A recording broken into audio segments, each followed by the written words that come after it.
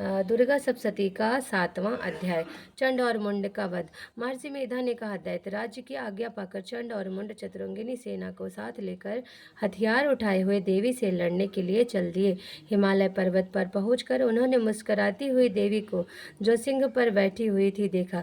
जब असुर उनको पकड़ने के लिए तलवारें लेकर उनकी ओर बढ़े, तब अंबिका को उन पर बड़ा क्रोध आया और मारे क्रोध के उनका मुख काला पड़ गया।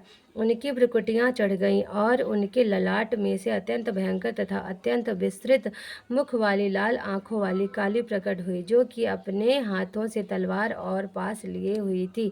वह विचित्र खड्ग धारण किए हुई थी तथा चीते के चर्म की साड़ी एवं नरमुंडों की माला पहन रखी थी। उसका मांस सूखा हुआ था और शरीर केवल हड्डियों का ढांचा था, और जो भयंकर शब्द से दिशाओं को पूर्ण कर रही थी, वह असुर सेना पर टूट पड़ी और दैत्यों को भक्षण करने लगी।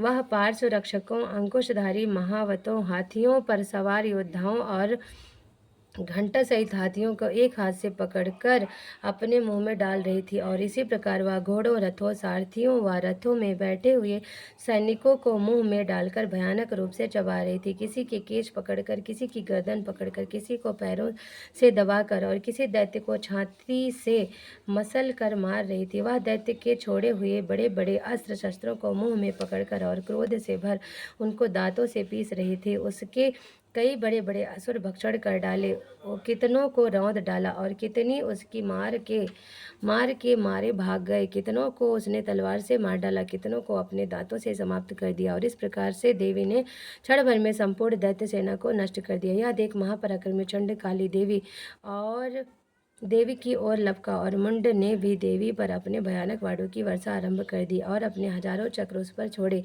उस समय वह चमकते हुए बाण व चक्र देवी के मुख में प्रविष्ट हुए इस प्रकार दिख रहे थे, जैसे मानो बहुत से सूर्य मेघों की घटा में प्रविष्ट हो रहे हों। इसके पश्चात भयंकर शब्द के साथ काली ने अत्यंत जोश में भरकर विकट अट्टहास किया।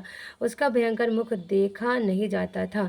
उसके मुख में श्वेत दांतों की पंक्ति चमक रही थी। फिर उसने तलवार हाथ में लेकर शब्द कहकर चंड के ऊपर आक्रमण किया और उसके केश पकड़कर उसका सिर काटकर अलग कर दिया। चंड को मरा हुआ देखकर मुंड देवी की ओर लपका, परंतु देवी ने क्रोध में भरे उसे भी अपनी तलवार से यमलोक पहुंचा दिया।